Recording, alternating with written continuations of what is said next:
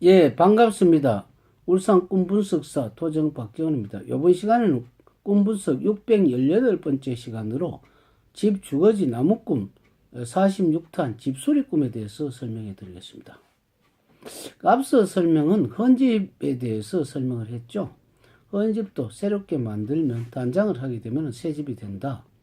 그러나 낡은 집을 샀다는 것은 아주 싸게 샀기 때문에 주로 낡은 집보다는 터가 중요하기 때문에 우리는 터라든지 장소라든지 공간이 중요한 것이지 꼭 위에서 무슨 지탱하고 있는 집이 그렇게 최고 중요하다고는 볼 수가 없죠. 왜냐하면 헌집이기 때문에 좀 싸게 살 수 있었다 이렇게 보면 좋고, 그 다음 집수리 꿈이라는 것은 헌집을 수리하는 것이 집수리죠. 헌집을 집수리하는 것도 있지만 주로 보면 용도를 바꾸는 것도 집수리가 있습니다. 지금 내가 알고 있는 사람은 자기 집이 28평인데 지금 굉장히 어떤 돈을 1,300만 원을 주고 집수리를 하고 있습니다. 집수리를 하게 되면 물론 돈이 든 것은 사실이죠. 베란다 쪽에서 어떤 사시문을 바꾼다. 안 그러면 변기통 속에서 목욕탕 구조, 타일을 바꾼다. 그리고 천장이 내려앉는 것을 바꾼다. 이런 여러 가지 부대 비용, 그 다음에 모든 것이 쓰레기를 치우고 마음이 굉장히 상쾌할 수가 있죠. 주로 집수리는 한 보름 정도 시간이 걸리지만은 주로 인건비라는 자재비가 많이 들죠. 그러나 이것이 비록 돈이 든다 하더라도 우리는 어디 가더라도 전세가 올랐다 했을 때 이것은 나무집이지만 인테리어 해가지고 또 이렇게 들어가기 때문에 그 돈은 더 들어가죠. 그러나 집수리라는 것은 내 마음 구조를 수리하는 것도 집수리라고 볼 수가 있습니다.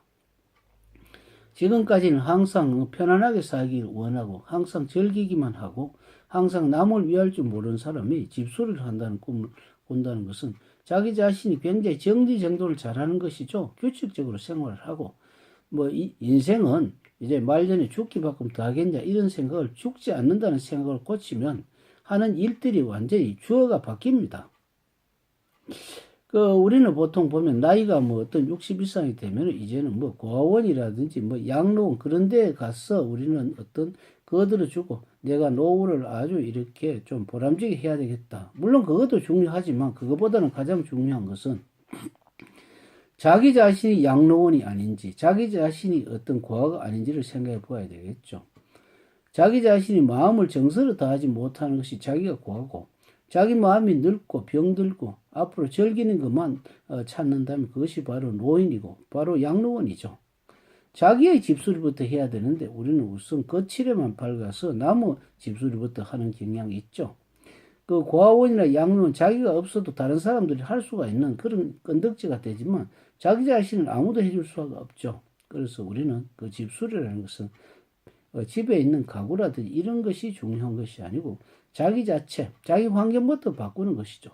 예를 들어 단 음식만 계속 좋아하는 사람은 나중에 담낭에서 설계접이 옳게 나오지 않기 때문에 자칫하면 어떤 설계암이라든지 위암이 걸릴 수가 있습니다. 당뇨병도 걸릴 수가 있습니다.